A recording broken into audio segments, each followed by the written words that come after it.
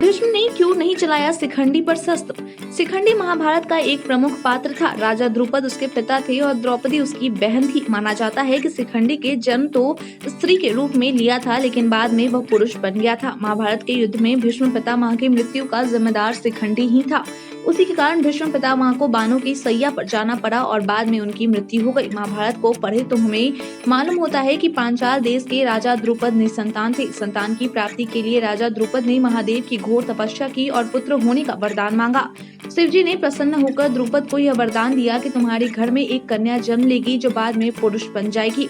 समय के साथ द्रुपद की पत्नी को एक कन्या की प्राप्ति हुई। शिखंडी के जन्म के समय एक आकाशवाणी हुई थी कि उसका लालन पालन एक पुत्री नहीं बल्कि एक पुत्र के रूप में किया जाए। इसलिए राजा द्रुपद ने शिखंडी का पालन पोषण पुरुष के समान कराया। लेकिन महादेव के वरदान को याद कर द्रुपद ने सभी को यही बताया कि उसके यहाँ पुत्र ने जन्म लिया है।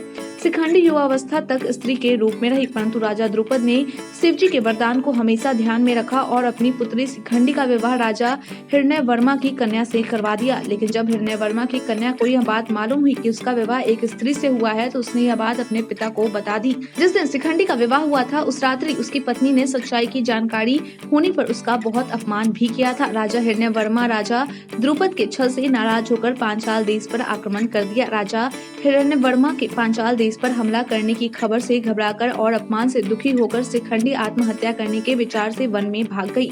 जंगल में एक यक्ष ने उसे बचा लिया। उस यक्ष का नाम स्थूनाकर्ण था। शिखंडी ने उस यक्ष को सारा सच बता दिया। शिखंडी की बातों को सुनकर उस यक्ष ने अपना लिंग परिवर्तन कर शिखंडी को अपना पुरुषत्व दे दिया और उसका स्त्रीत्व स्वयं धारण कर लिया और कहा कि जब तुम्हारा कार्य सिद्ध हो जाए तो यहाँ आकर मेरा पुरुषत्व मुझे लौटा देना। शिखंडी ने उसकी बात मानकर अपने नगर वापस आ गया।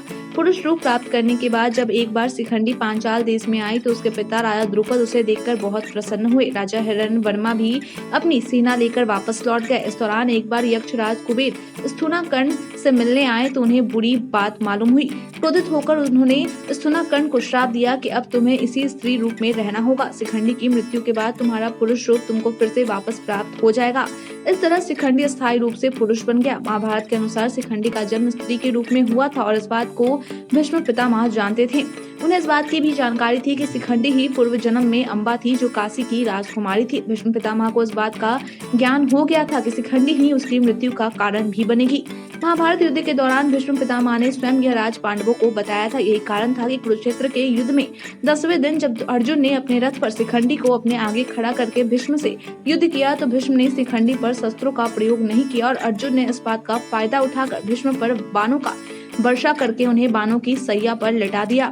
इस प्रकार अर्जुन द्वारा भीष्म को युद्ध में पराजित किया गया, जिन्हें किसी भी अन्य विधि से परास्त नहीं किया जा सकता था। बाणों की सैया पर जाने के कुछ दिनों बाद भीष्म पितामह की मृत्यु हो गई थी। आज के लिए इतना ही। धन्यवाद।